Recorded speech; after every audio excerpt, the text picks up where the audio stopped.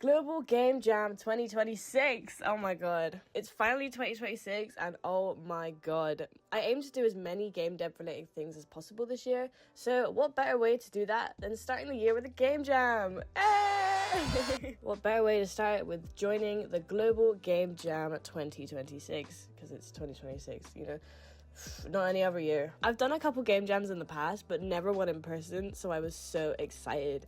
Let's get into it! With day one officially starting, I decided to head on down to the event with my friend Clara, where we got to meet the other jammers and watch the theme reveal all together. I was so scared of the theme since it could either be like the most amazing concept ever with loads of possibilities, or something so random that you spend most of the jam time just figuring out how you're even gonna make it a game and how the mechanics are gonna work. So we were on the edge of our seat watching this presentation. Apparently the theme last year was Bubble, so we were praying it was going to be something better to work off of. After some time, the theme was revealed and it was Mask. We left the room instantly and started to venture out to find our teams. After some chatting, we joined up with some of the programmers / technical artists over at Auric Digital, and we started to brainstorm some ideas. Day one was mostly team arrangement / role management, as well as solidifying our game's main concept.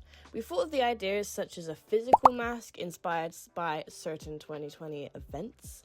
I don't even know if you can say the word anymore. Or something along the lines of masking, as in like masking feelings or emotions. After some time, we came up with the idea of something Halloween-y, in which there will be kids in costumes coming up to your door and you have to correctly identify them in order to win the game. But basically, we wanted the main mechanic was that you, the trick-or-treated, would have to identify if the trick-or-treaters were a child or were like an adult trying to disguise as a child.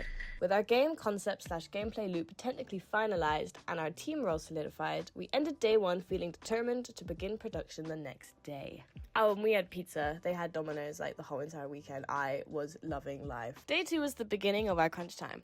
We started the day at 10 a.m. and instantly began on setting up our diversion control as well as the game's engine. In our case, we decided to work in Unreal 5.7 as that was the software everyone was most comfortable with. Clara and I brainstormed the general art style for the game in the morning, and with the team's approval, we decided on making a PSX / pixel style game. The art style helped with our workload so much, as luckily with pixel games you can get away with getting rid of small details and like UV mistakes, you won't see it. So we thought this was amazing. Oh my god. Since we were going for that sort of vibe, I started the morning by creating a pixel shader to help with the game's art style. It already had added so much personality. Luckily, I've experimented with this art style before, so it didn't take too long to get back into the workflow of it. This was such a nice break from developing my current indie game, Ruin, as I didn't have to worry focusing on too much detail and stylized textures or sculpting, so it was really fun to finally like take a break from that game and do something completely different. The other guys started on programming the game's open door / randomized people mechanic, as well as blocking out the game's level.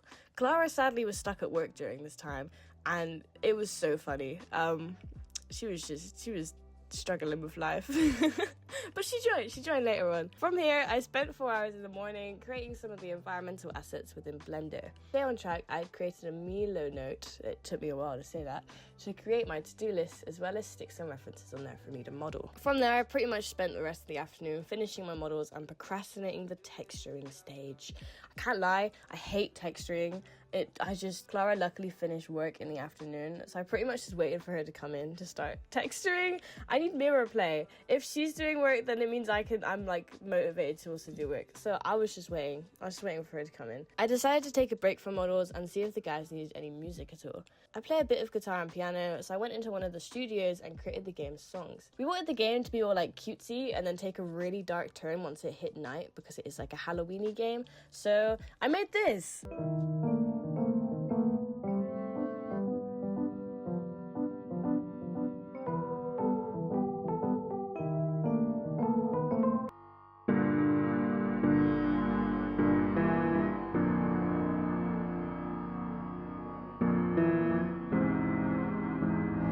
Everyone loved the vibe it gave off, and we imported it into Unreal. By the time I'd finished, Matt, Archie, and Joseph pretty much had the game's mechanics down and started to add visual touches as well as sound effects to make the game come alive. We had this really funny glitch where you'd press play and like 20 knock sounds would all play at once. It was the most funniest thing ever. I wish I recorded it. There were so many bugs and it was hilarious watching them all sort of like program them out and recode and stuff. It is insane. I don't know how you guys do it. What the hell? Clara and Emmy were also working on the game's player models during this time, which was so fucking cool. It was all coming together, guys. Day 2 is pretty much just winding down with finishing up mechanics and constant playtest between the programmers. Joseph also helped with the game's visuals and made a lush looking material for the house. It was really coming together. I also experimented with creating a working clock, which Archie then recoded to match the in-game time rather than the real world time, which I had set up originally.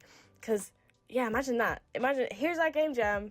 It's Halloween night, but it's real time. Good luck with the 8-hour shift. See you tomorrow. It would have been insane. But yeah, thank you, Archie, for recoding my clock. But yeah, it was really cool to try out some technical art. That was pretty much day 2. Very productive. Very, very productive. It was fun. Final day. Wow. Or should I say final morning, because the game was due at 4 p.m. We started off at 10 a.m. again and really locked in. I had finished my models off, so I spent the morning helping Clara with texturing some of the game's characters and outfits she had modeled. There was one we both absolutely love, and it's this unicorn.